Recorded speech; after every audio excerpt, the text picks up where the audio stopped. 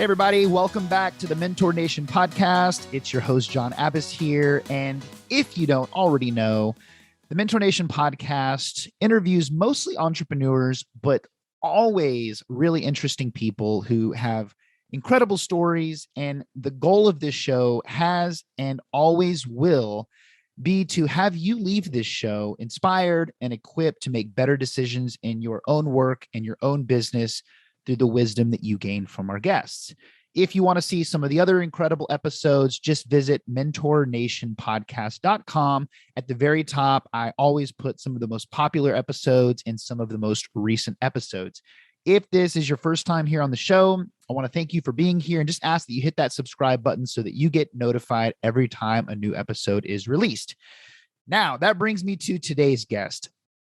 Today, I'm very excited because my guest has an incredible and very relatable story. Erik Cabral had a normal corporate job for 20 years. Imagine getting out of school, getting a job, working that job for 20 years before deciding that you need to make a pivot. And that's what happened with him. After 20 years working corporate, he decided that enough was enough. He needed to make a pivot. He needed some major life changes. And as scary as something like that is, he decided to act. And I want you to think about that. Think about how hard it is to make a change like that when you have bills, responsibilities, children, family. I mean, he had all of those things. But nonetheless, he made the leap. And in less than 5 years, he built a highly successful business. His company, On Air Brands, helps companies explode their online presence with their unique systems and processes. He's also the host of a rapidly growing podcast, and he is a highly successful real estate investor as well. Today's episode, we just talk about making a major life pivot in spite of all of the fear, all of the risks that go along with it. He takes us through his journey, his mistakes, and then we go into what starting a podcast has done for his business and why it might actually be the smartest thing that you can do, even if you are a new entrepreneur. The lessons in this interview and the stories are just absolutely incredible. Not to mention, Erik is extremely entertaining and very enthusiastic. So with that being said, here's Erik Cabral. Erik, welcome to the podcast. I've been looking forward to this interview for some time. And man, I just want to thank you for being on with us today. Yeah, me as well, man. I love your craft. I love what you do. I love listening to business owners that actually are legit podcasters too. Like you got the sound, the voice, the look. Congratulations. I appreciate that. Man, sometimes you listen to these radio show hosts and just like, man, why is my voice so fucking scratchy? And like, just some people just have that. As long as your face is so scratchy, right? I know. Like I even thought about start smoking just so I can get like dude. I'm kidding. That is funny you mentioned that because when I was doing more stuff in music, yeah, and I started to think of myself as a singer as well because my jam is the drums. I wanted that horsey cigarette voice. Yeah, it's a crazy thing to want. I know. Like, man, why can't I have emphysema for like a month? Come on. No, I'm kidding, but I am excited. And for those listening in, you guys are going to be excited. I have done plenty of research on Erik, and he is a fun guest for sure. So we're going to laugh a lot, talk a lot. And just so that I really wanted to focus the interview as a whole just on the lessons learned from making a huge pivot. You have a really great story. You go from spending almost 2 decades in one direction, working corporate. And then when you get to a point where for most people, you're so ingrained, you have kids, responsibilities, an image. And that, really, it's the hardest time to just do something new. And you've navigated that successfully. You've done it. So I really wanted to focus the interview there because I think the way that you did it is really relatable. And it would be how most of us would think to do it if we wanted to, whether it works or not. So I wanted to do that. And again, for those listening, Erik has a really wild success story. And, my second hope is that we can focus this on something that you're really great at, which is podcasting. Because I know a lot of people listening to this are business owners. And I'd say maybe less than 1/50% of them have a podcast. And I know a lot of them have considered it and they just don't know how hard it is. Is it, do the benefits outweigh the risks? So we're going to talk about all things that, but first, can you just share a little bit about like your current business, what you do now, what you focus on, and like what that looks like? Yeah, brother, and thank you. I love the organic sort of intros, and I appreciate you and others who don't have to read it. Not that I'm saying that's a bad thing. I'm guilty as charged sometimes when I don't come prepared, my friend. So clearly you are prepared, and you just spoke off the cuff, and I appreciate that. You put the time and effort and energy, and I love you for that. Thank you. Absolutely. Where we are now, this is great. I love just parachuting in rather than like, well, back in my day when I started, I was like, no, let's just talk about now, and then we can rewind if we want to. Yeah. So right now, we run and I operate a successful media agency called On Your Brands, and what we basically do is create and produce on a regular podcasts for our clients who mostly are real estate investors, but we have other types of businesses that we provide that service for that are in multimedia themselves. VaynerMedia is a client of ours, and you would never think. Wow, Gary. They produce their own stuff. We don't produce Gary's podcast, but we produce people on his team. We help and serve them as well. I love them to death. I wouldn't be here talking to you if it weren't for Gary's influence. But they're one of the non-real estate investors. But yeah, we love to serve people, especially in that space, because I'm a real estate investor and so is my business partner, and we speak the language. So then whenever someone comes to us, they're like, you guys seem like the ones we should work with because you're all just like us and you know what we do and how to put it out there. So that's where we are currently. That's awesome. So that's not how you started. Obviously, I want to go a little bit back to your background because, and now correct me if I'm wrong, like all of the entrepreneurial endeavors that you do, whether it's real estate investing, your media company, a lot of the other things you have your hands in, like this is all relatively new. Is that right? Like we're talking 5 years, 6 years? Yeah, exactly. All relatively new. I did not come out of the womb, John, but no, I didn't start my career like this. I mean, I think podcasting was, something I wasn't even aware of it until like maybe the third generation of iPods. And I don't even know if I was listening to maybe I was. The first one I ever remember listening to, probably in the early aughts, was Nerdist podcast with Chris Hardwick. And it was, I'm a geek. I love Marvel and movies and television and comic books. So I really geeked out on that show, and I loved that as entertainment, right? That's all it really truly was for me. I wasn't into, to personal growth and development. And that's when I really discovered the power of podcasting as a listener and a consumer. Wow. Isn't it fascinating what happens when you actually start listening to personal growth just over and over? And it changes you completely. Oh, yeah. And so is that what happened for you? So yeah, give everybody a little bit like on your background. So what were you doing before?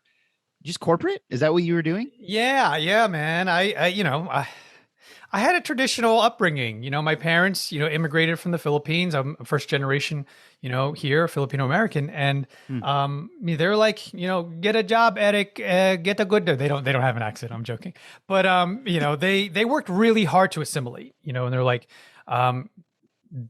do what you need to do and to help you and us achieve the American dream. So I grew up practically in Yonkers, which was like pretty much the Bronx.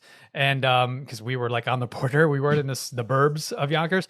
And it was a great experience because I got to, get some sort of street smarts, if you will. And then eventually they realized, this is not the safest environment to raise a child. Let's move upstate New York, which was a world away to me, but Newburgh, New York was only an hour from Manhattan. I didn't realize it until I started driving how close it was. But yeah, so, when I was growing up, my parents were like, finish high school, first goal, because I was a screw up, man. I had long hair. I was, smoking joints and listening to Metallica and Anthrax. I was just, all I cared about were women and friends and smoking weed. And, and they're like, no more. I'll never forget this. This is the first time I'm telling this story, John. My dad got so mad because of my multiple run-ins with the police and trouble. He came into my room and ripped all of my posters down. Like I had this wallpaper of like, heavy metal and stuff. And then he was like, grabbed me. He always threatened, "You're going into the military." I was like, "Oh, what does that mean?" He's like, "You're going to the military." So anyway, he brought me to get to the barber, and he cut all my hair off. Oh, my all my black locks. But dude, it shaped me up. Like it was my last year in high school, and I graduated. Like it was a big fate. But yeah, I graduated because think about it. I was always going to summer school. I was that dude. Like I would always go to summer school and just waste so much time. I could have been doing other things, traveling the world. But I graduated, and then my dad was like, "What's next?" And I was like, "I don't know." And he recognized a talent in me that I wasn't really paying attention to. And like all over my room was drawings and illustrations and comic books. And he drove me up to Sullivan County, where there was this art school, like a community college in Sullivan County. And it was like, oh, I saw like all these drafting tables and I saw all these like, artists with long hair and just like, dude, "Hey man, what's going on?" "Yeah, I draw for Marvel Comics." And I was like, "What?" Like, that's my dream job. So that's what I did, man. I got a degree, my Bachelor of Fine Arts, eventually went over to School of Visual Arts, Manhattan, and then did a 20+ career in the creative industry, dude. Back when they called it commercial arts. Nobody knew what the heck that was. They're like, "What do you do?" I'm like, "I do billboards and posters and direct mail, all that crap that you throw away." I'm like, "Yeah, that's what I do." There was, right? So like, yeah, that was cool, man. It was a great career. It was like the rock star of the nerds. And I realized, I'm kind of done with this after, over 20 years, 21, 22 years. I was like, yeah, I'm kind of thinking like there's a next chapter. What else is next? Wow. It's funny. I was interviewing this unbelievably smart gentleman. He's a doctor, probably 2 months ago. And we were having this conversation, and he's in his 50s, and he's a psychologist, and he works with thousands of entrepreneurs. And he just talks about how like men, especially in their 30s, they hit this midlife crisis. He's like 90% of them. And it's like everything goes from like money focus to meaning focus. And he's like, whether you want to admit it or not, he's like, most guys go through this. And as he's talking, I'm just like, yes. And it was just so relatable. Like, and he like just talked about like how it always pans out and why like so many guys are confused. And just like having you talk about that, 20 years, I'm assuming from 18 till probably about 37, 38 years old. And then, so like what happened after? Like, did you read a book? Did you listen to a podcast? Well, yeah, the podcast came later. It was really, honestly, when I got married and started raising a family, started to recognize, my lot in life and my mission in life needs to upgrade because, living that life, I got the wife and I got the car and I got the house. Now what? Like I've got these cards on the table. How do I play them? How do I play them responsibly? And that's what really started opening my mind and myself to the ideas of like financial freedom and wealth and how do I create legacy for me and my family? Now, what does that all mean, right? People who may be listening don't know what that means. It means you don't have to work in order to have a living. Your bills and your responsibilities are all taken care of because you've created enough assets around you to pay for your bills, and that's a game changer, bro. So I didn't understand that made no sense. We don't talk about that around the water cooler. Yep. Right. When I step out of step out of the cubicle, I'm like, "Hey man, did you watch Walking Dead last night?" It's like that's what we're talking about. We're not talking about financial freedom and wealth. It's crazy. Absolutely. That was probably one of the biggest breakthroughs for me, is just understanding how to manage assets. It's like use your money to buy an asset and manage that asset to where it pays for itself and generates a little bit of extra. And then what you do with the cash flow is completely up to you. But I mean, it's just, and we'll get into this more. It's just really crazy because we had a huge shift 5 years ago, my wife and I, and we've built, a pretty big company in a pretty short amount of time, just following that exact same thing. We were both in kind of a midlife crisis. We were like, we need to change. We both left our industries and we started from scratch in completely new industries. And so I'm excited to hear, what your next steps were. So, you need to make the change, and what industry do you get into? Yeah. So as I mentioned, all I knew and all I ever was a creative person that could design, create logos, develop brands, campaigns, all that stuff on the right side of the brain. And for those on the entrepreneurial sort of path to growth and and personal development, we start to realize that with comfortability and predictability comes zero growth, right? I liken it to to veal in a box. When I found that out, bro, I stopped eating veal, and I was probably, I don't know, maybe into my teens when I was like, well, I'm eating what? Like this poor thing has lived a life in a box so that I could like enjoy the texture. Gross. So anyway, I liken it to that. Like if you keep yourself in a box, never will you ever grow or know what's beyond the box, because you're not allowed. Just same thing with the goldfish, right? Like you put a little goldfish in a little bowl, it will never know anything or grow beyond that, because that's the container that it's put itself in. So the same with us. If we literally, like this box I'm in my house, it's like, if I stay safe and predictable and don't take calculated risks, and that's the key word, is calculated risks, right? That you're going to probably win because the odds are in your favor, AKA real estate. That was like dude, my wife, who's ridiculously conservative and safe, understood the concepts when I explained it to her. And let me rewind, because you probably heard me, because you're an amazing man that did his research. When I was driving to my last corporate job, right? And don't get me wrong, folks, I left a really good job and other offers to be in bigger positions, basically heading up New York City agencies and Chicago agencies. And I left that all on the table. I said, thanks, but no thanks. And they're like, are you out of your mind? And I was like, I think I am. I think I'm going to try something new. This is crazy.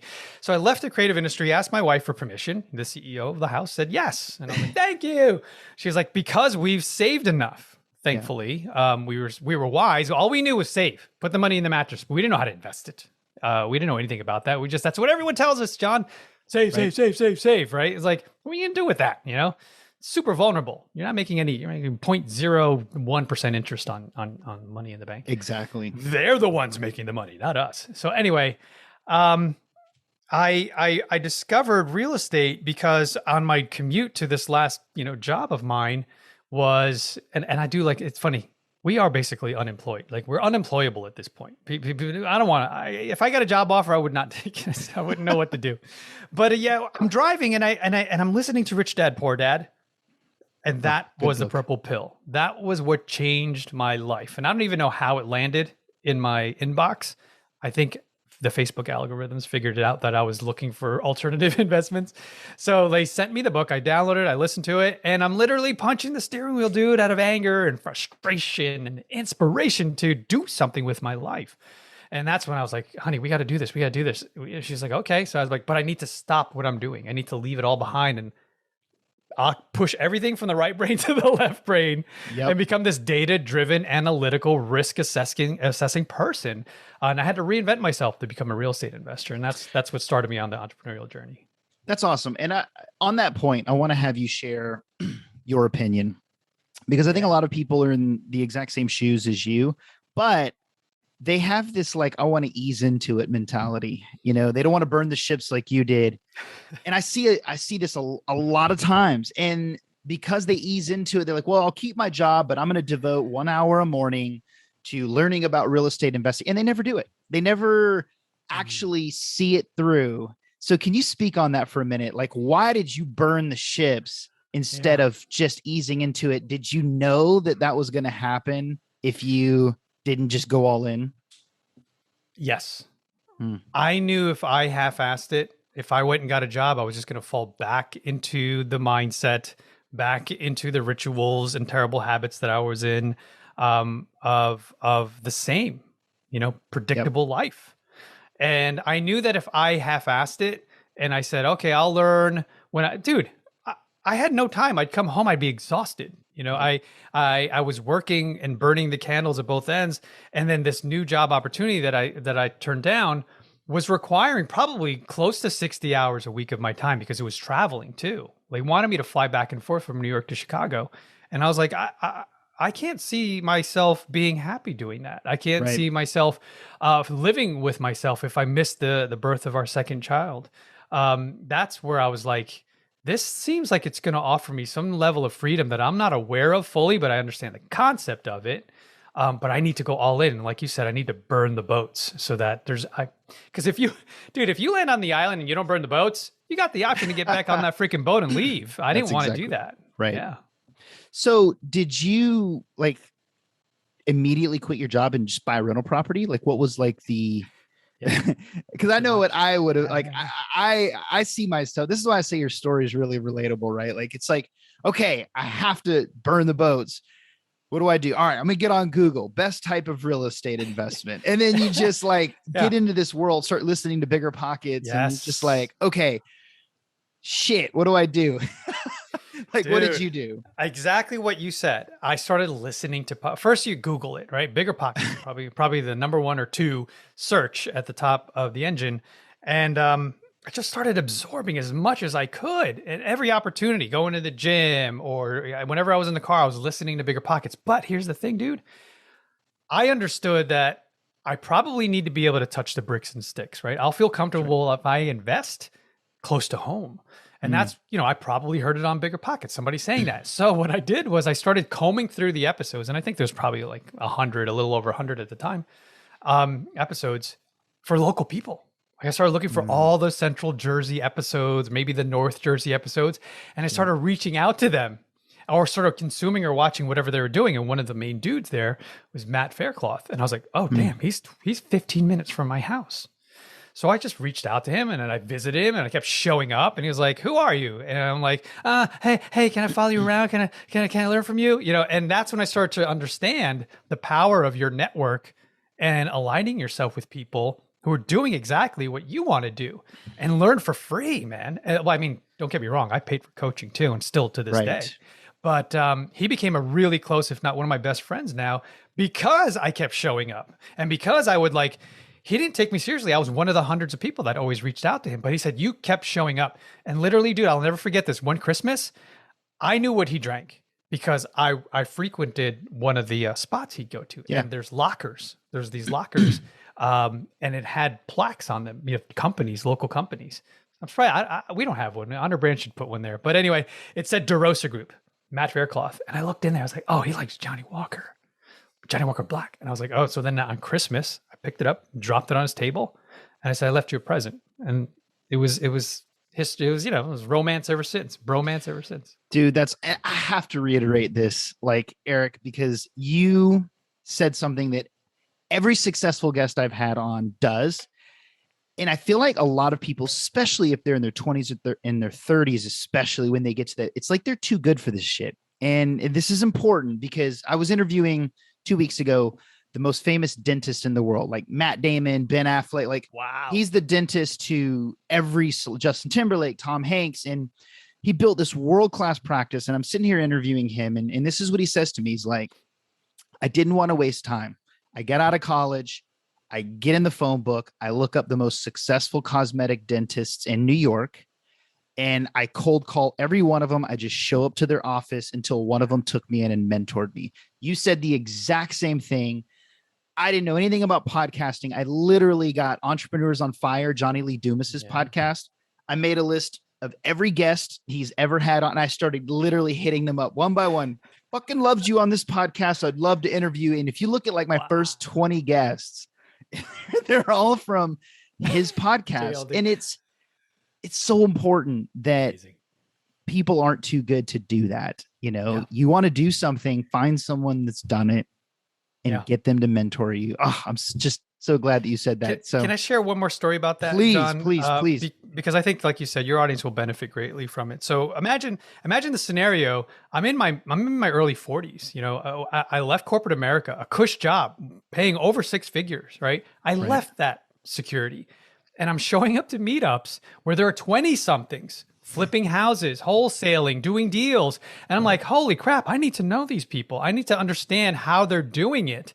So I would be literally, till this day, even the last person to leave, aside from the people who are organizing the event. I'm always the last person. I'm usually the first one in and the last one out, because why? Now I have that person one-on-one. Now I'm having a conversation with them. Now we're putting chairs up on tables and taking PA systems down and loading them up in cars. I'm getting extended periods of time with that person who's organizing and doing what I want to do. You have to learn to eat humble pie. I was a 40-something-year-old dude making a lot of money, relatively speaking, and there were these kids who were half my age. And I'm like, teach me, Obi-Wan. There's nothing wrong with that, right? Exactly There's nothing wrong with that, because what happened is all this, bro. I wouldn't even be here talking to you if I wasn't able to take a slice of pie or eat the whole thing up. Biscuits and gravy. I ate it all up, man. I love it. I love it. So tell me about the real estate. So what was your first deal? Like, what did you ultimately decide on and move forward with? Yeah, I mean, I messed with and dabbled in all these sort of strategies, right? I went to school, basically, tried and failed and figured things out along the way. But always had someone on my team that knew 10 times, if not 100 times more than me. So I would always have them to lean on and gain from their confidence, because I didn't know what I was doing. So I would be like, hey, can you look at this deal? Hey, what does this look like? Hey, can you show up? Can you walk the property with me and tell me what you think? Because even though I had absorbed as much knowledge as I possibly could through Bigger Pockets, through books, through whatever, I still needed someone with boots on the ground to tell me what I didn't know. You know, like for instance, here's a perfect example. Anyone who's in real estate, I learned this from an inspector friend of mine. He's like, whenever you go into a basement, look on each corner. If you see a crack in the corner in the foundation, go to the opposite diagonal end of the same of the foundation. If there's a crack on the diagonal corner, get the hell out of there. It just means that the foundation is turning on itself. It's rotating, and that thing eventually is going to fall in on itself. That's something like no class that I ever took, and no mentor ever told me that. That was a real estate inspector who had been doing it for like 40 years.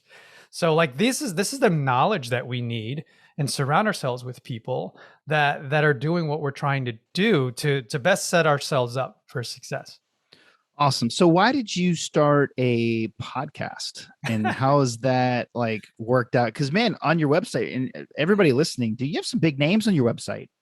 I mean, I saw like Gary Vaynerchuk, and I mean, there's some big people. Like, where did this come about in your entrepreneurial journey? I don't know, man. It's a blessing, really, truly. But dude, I don't know if you believe in the power of manifestation, but I manifested a lot of that. You know, I used to talk about when I started On Air Brands, how, Gary V was really the impetus and the inspiration for me to do all that. And then I echoed what he was saying to my community of investors who didn't know Gary V or couldn't care less about Gary V, the wine guy, right? Who was he? He was starting to rebrand himself. So I would say to them, the investor community, who were most likely 55 and up and not interested in technology and social media, very averse to tech, if you can imagine. And they would listen to me because I was the one in the room. I was the one in front of the room. I made my way into the front of the room. That I highly recommend you figure out, because I did one deal, right? I bought my first multifamily with my network and mentors around me to support and love me. Then I went out there and I talked about it, because why, John? The majority of the people in this meeting, in those type of meetups in any industry, they were kicking tires. That's right?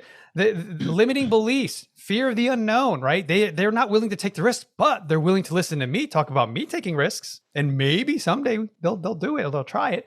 So because I had been there in less than a year, took down a multifamily, I broke the deal down and shared it with everyone in the room. And then they were like, hey, you want to take over the meeting? And then I started running this meeting of like anywhere between 25 to 100 people every month for Princeton, New Jersey. And then I got on the board of directors. So slowly but surely, I started to make my way up.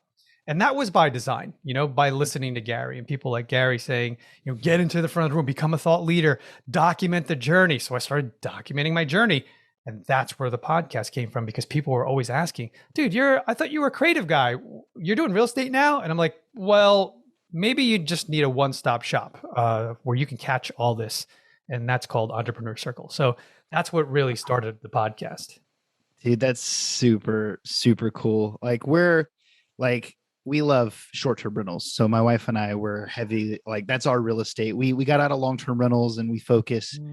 And it was the same thing, right? We were trying to learn just like you, we were making good money. Our businesses were doing well. I was doing a lot of stock market investing, and we're like, we need to do real estate. And so our original idea was like, well, why don't we just buy a place that we would love to visit? That way we can rent it out and then use it whenever we want. So we started with beach because we love the beach. So we got a place in Gulf Shores, and we didn't know anything, right? So we were just like, you were like, okay, well, if we don't know anything, we don't know the first thing about it. Like, why don't we just buy one that's fully furnished? That way we don't have to figure out how to furnish the damn thing. It's already an Airbnb. And then we'll get the person selling it to us to teach us their system for running it. And man, we found one. We bought it a couple of years ago, and this little 2-bed, 2-bath condo that we knew nothing. He taught us exactly how to run it. We just copied his system like to a T, and it cash flows net like over 3,000 a month positive cash flow after expenses. Whoa. And so we just started replicating that. We got a place in Blue Ridge, Georgia, a cabin, but it's just like, the point I'm trying to make is it's amazing how you can go from the person learning to the person teaching very quickly, but just taking that risk and figuring it out. And you don't need to do it for 50 years. I mean, most of the people have never done a deal. Like you said, they're tire kickers. They want to, they just haven't pulled the trigger because of fear. Mm-hmm. And just making that decision to do it puts you ahead of 95% of people in like just a few months. And so that's super cool. So your one multifamily led to all of this. And so you started a podcast, like how's that, like, how did that take off and lead into a media company? Yeah, I know. As you can see, I don't do small things. Like everything always has to, like I got to 10x everything. But that was never really the plan. I guess my wife, it's probably the reason she married me. Like I was always sort of a go-getter. I was always sort of super confident, at least on the surface. Inside, I'm sure there's this insecure little boy that's like, hey, notice and love me. But yeah, it was really about just stepping out, showing up, and then and exuding the confidence to give others confidence in me, right? So whenever there was a deal, whenever there was a project, whenever there was a podcast that I could create, because I was speaking about it so confidently, because I truly believed in that, which I was talking about, it gained confidence and eventual clients and eventual partners in business because I was for real, man. Like I wasn't like faking the funk and saying, hey, this is a great thing for you or for me. Like I was walking the walk and talking the talk. And that's the thing about business that a lot of people probably don't execute on or realize is that eat your own cooking before you serve it up. A lot of people, like, they want to create this product or service and they never took the time to test it themselves and see if it works for their business. And they just start giving it to people. I mean, that's really risky to me. Like, I want to make sure that it's producing and it's creating results the way I want it to. And then I'll say, hey, by the way, perfect example, since we're talking about Gary Vee, I knew exactly what he was doing because I play in the same playbook when he did the NFT thing. And the thing is, he did it for himself and he created it and put it out into the world and everyone bought into it. And then he was like, okay, now this is a product, right? And now this is a product. Everybody can, because I created it, I built it, and I put it out there in the public. I mean, that's the way to do it nowadays. I mean, maybe I'm not, maybe it's been going on for hundreds of years and I wasn't aware of it. Yeah. But yeah, man, it's the best way to sort of test drive stuff and know that, your clients will be happy with that. Awesome. So to get on a more technical note for just a few minutes. So for all the business owners out there that are listening to this and they're debating, should they start producing content? Because I think a lot of the people out there, it's one of two things, right? There's, well, three. Like there's one, which is the people that want to teach it before they've mastered it. There's the people that actually walk the walk and talk the talk. But then there's the people that are good at what they do. They struggle with imposter syndrome. They don't feel like they're good enough to teach, even though they are. They don't feel like people will listen or even want to listen to what they have to say. And so I guess what I mean is do you recommend someone start a podcast to grow their brand? And then we'll get into like the how, but like, what's your take on like, when's the right time to start producing content? And is a podcast a smart first thing to do in that content journey? Yes. So yes, and yes, and yes, and yes. Perfect. So, okay, let's identify two things, John. Let's just, blanket statement. There's introverted people and there's extroverted people. There are people who like to get in front of camera. There are people who want to work behind the scenes, right? Visionary, integrator, whatever you want to call it. There's someone in the front that usually wants to represent the brand. They're comfortable with talking to people and networking with people and making a lot of friends. Right. And then there's a person like on the back end that wants to just work, put their nose to grindstone. They don't need to be up front. They don't need all the love and accolades. They just want to produce and create results, right? So if you're one or the other, you identify with any of those things, or maybe you're in the middle, right? Podcasting is a great platform for many different reasons. But I want to preface that with, if you are the latter, you're the type that's behind the scenes. You're the Roy Disney, right? That just wants to create, and I don't need all the praise. You can still create a solo cast, is what we call it, because now it forces you and it gives you the tools to force you to get into outlining your ideas and jotting them down and creating content for you and others and putting value into their life or business. And then you're putting it out there, which can be just transcribed, given all the DIYers, the ingredients here and how to cook it up themselves. Now you can transcribe that entire solo cast. It didn't even require you to interview anyone and get uncomfortable. Right. And then you can take that rough transcription and create a freaking blog out of it and start building a presence online to say, hey, here's my article, LinkedIn. Here's my article, Facebook. Here's my article. Here's on my website. And start now, next level, dude, and pouring some gasoline on it, is get it SEO optimized so that now you're tagging it and you're writing it specifically for your clients who need your services. Let's not forget, folks, you have something that people need. And if you truly, truly, truly believe in it, then you will work your darndest to put yourself out there to make sure they know about you, right? And how do you do that if you don't ever create content? Such a good point. And for those that don't understand exactly what a solo cast is and the best way to start doing that, like what platform do you recommend? Like something like Anchor? Do you recommend? Like what would you suggest? So here's the cool thing, and there's a hybrid of that, because the John that we all know and love here that's on this show today, I listened to a show where he interviewed John Abbas. So he did a solo cast on his show where he does interviews. So it doesn't have to all be a solo cast. It's a good way to start, right? Yep. But it's, way more powerful if you have an interview style show, because now you're meeting people who are potentially your clients, who are potentially your business partners, friends, whatever it is. You find somebody that will help you in any way in your world, So I'm sorry, I missed your question. What was your question? Well, what platform would you recommend somebody start? I love Anchor. Anchor's great. You know what? I always tell people, don't get too hung up on the details. People, this is what they used to do, or they still do in the real estate meetups. I would see somebody, oh, hey, Kathy, how's investing going? Oh, I haven't gotten started yet. Yeah, it's been like, I've seen you coming here for 3 years now. I'm still looking for the right font for my business card. Those are the type of people that are never going to get anything done because they just are too afraid of what will happen. That's the biggest thing, dude. What will I become if I do that? Right? Oh, you might become an investor. Oh, wait a minute. You might become a podcaster. That's the thing. So you just have to do it. Don't worry about what microphone, what lighting, what camera, what platform.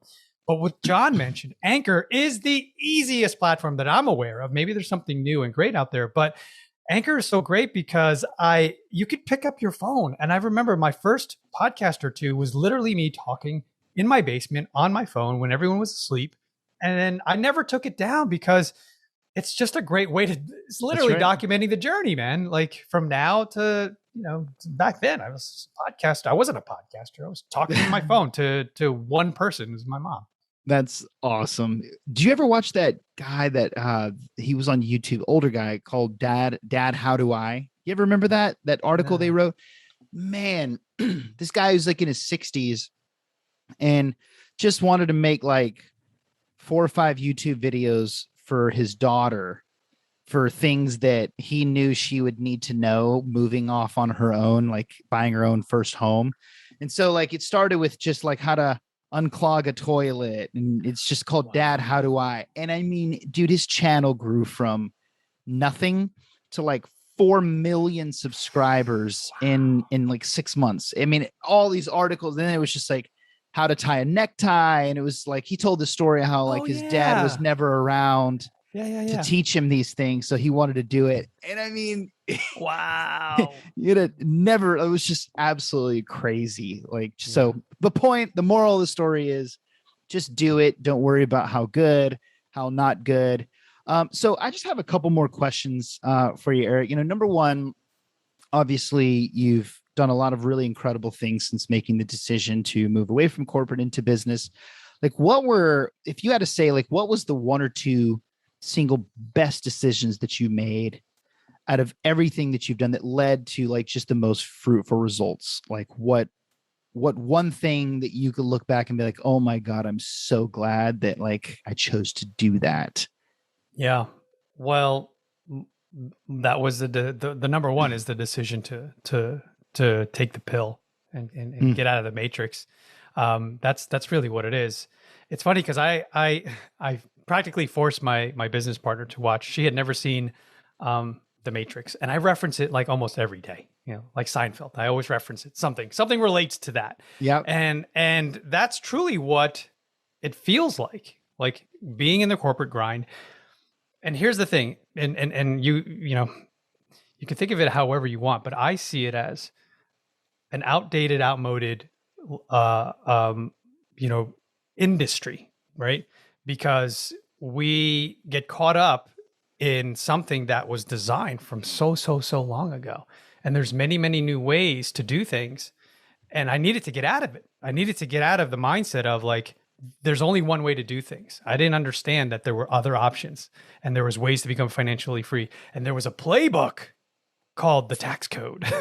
And if you follow the rules, you can win too, right? It's not just for the wealthy. It's not for the Trumps and the Vanderbilts. We, regular folks, can achieve what they do, create financial offices. Look into that, right? Create your own banking system. Do things that are out of the norm. If you see everyone moving in one direction, move the other way. That's exactly Why? Right. Because there's an opportunity. There's something. If everyone's doing the same freaking thing, that means that we should probably be doing something else.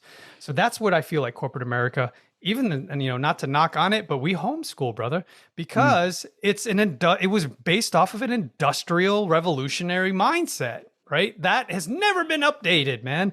And I'm like, this frustrates me. The school system frustrates me because they're outdated and they have not in any inkling made an effort to update themselves to the 21st century. That's exactly right. And I'll tell you, personal opinion here, but I think maybe outside of Think and Grow Rich, Robert Kiyosaki and his books have probably impacted more people. Like for me, it was before I read Rich Dad Poor Dad, my first book exposure to him was Conspiracy of the Rich. And it was all talking about like how banks operate and what they do with your money and how to become your own bank. And then I read Cash Flow Quadrant. Yes. And I mean, you talk about setting you on a path. You just can't go back. Like once you know how money works, you just can't go back to that previous mindset, man. It just... So glad you took the purple pill. Yeah. I don't want to be Cypher, like going back into the Matrix, just put me back, eating the filet mignon. I'm like, ignorance is bliss. Like I can't imagine going back. Yeah. We know. Yeah. Matrix 4 is coming out here pretty I soon. know. Yeah, let's geek out for 30 seconds here. Have you heard the rumor that it's a mashup of John Wick 4 and now Matrix 4 because of his look? So John Wick, the entire series, can you imagine, was actually taking place in the Matrix? That'd be mind-blowing, dude. Oh my gosh. I'm a John Wick fanatic. Who not, man?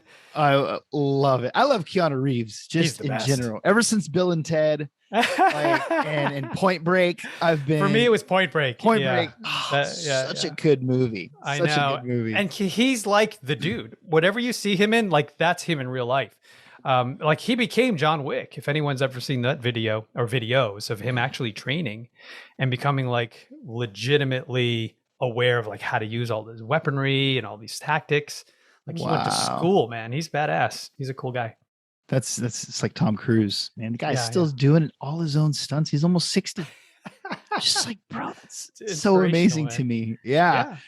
So I want to finish off with just any words of wisdom that you have for everybody listening in. Because, we spoke before and I told you a little bit about the audience and just where most people are at. Most of them are business owners. They're very motivated. They're all in different points.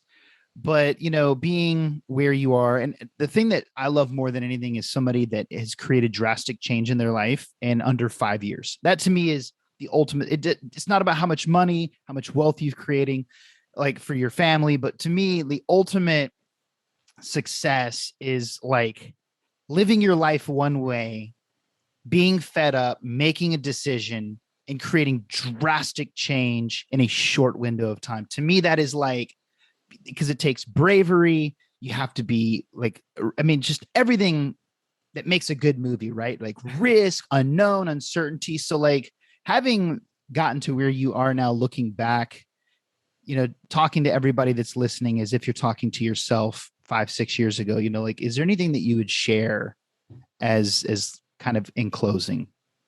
Yeah. Can I share two things, John? Please. Number one, I know the picture that we've painted here. I'm the super successful person. And that's all relative, right? Yes, compared to where I was 4 or 5 years ago, I would consider that a success, right? The leaps and bounds and the hurdles that I've gotten over. I would never have imagined that this would be who I've become. But I'm always on this journey, bro. I'm always on the journey of self development, spiritual, mental, physical growth, and evolution. Because when you get to that peak or that summit, and you plant the flag, and you're like, victory, right? Brief moment in time. Let's celebrate that. You look up. There's another freaking mountain to climb. It never ends. And dude, until the day I die is when I will stop. I'll never stop growing. From any level. I love talking about stacking chips. Yep. And like, there's some people that we see that stack all the financial chips, right? And they're wealthy. But then you look at the other chips, there's no health. There's no there's no spiritual finance. There's no family. There's all the other avenues and all the other sort of pillars in life were ignored. So now they're heavy. They're depressed. Right? They've been married 6 times, things like that. You're just like, no, that's not going to happen to me. I'm going to make sure every single stack, it's going to take longer, but I'm going to stack a chip on every pile as I move along. And I realized that sort of later because everything was all about finance and getting myself and my wife and our family to cover our annual nut, meaning like financial freedom. And here's the hack. If you want to get financially free, lower your freaking cost of living, right? Yep. So we went from spending $100,000 a year annually on our expenses to getting it down to 90, getting it down to 80, getting it down to 70. So then now we are financially free because we made the decision to make our life simple. That's the thing. A lot of us want to keep up with the Joneses. If you can get past that and move beyond and realize I do have more control than I think. And here's the other hack that I want to share before we go, brother. Yeah. Is somebody told me this on a podcast. Here's the power of podcasting. I never would have had this conversation with him and learned this. This is one thing that I may have done differently. When you work in a W-2 and you really dream of owning a business, investing in real estate, whatever it is, but you don't have the time, there's someone out there who has the time. You have the capital, they have the time. So you invest in them by taking a portion of your salary or whatever it is, your savings, and make them the CEO, make them the COO, make them whatever it is to run your business, because now they work for you and what you're trying to create. And then now you are setting up and stacking those chips. So when you're ready to exit and quit that W-2, you've built the foundation that you can go now be a part of on a daily basis. So that's a life hack that a business hack too, that I'd never really thought of. And I was like, oh my goodness, I could have stayed in a well-paying salary, carved out $40,000 and paid someone to build a media agency rather than, or buy a media agency. That's another hack. Buy the company. That's a huge opportunity going on right now too, just buying businesses and then taking over the operations. That's what we do. That's I love that. I own a large preschool, and then we own a med spa here in Nashville, and both of them, we bought existing businesses and just made them better, and then made them run smoothly operationally. And then we kind of just put a great staff in place and then exit ourselves out of it.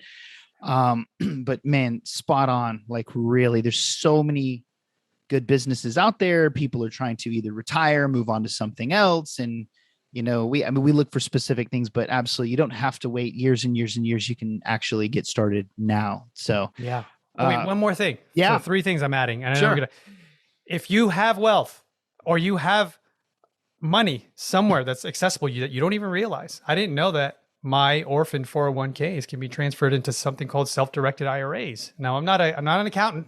Don't take all my advice. Research this yourself, but I do this. I'm talking about something I practice. I lend the money to my community and have become and Kiyosaki would be very proud, John.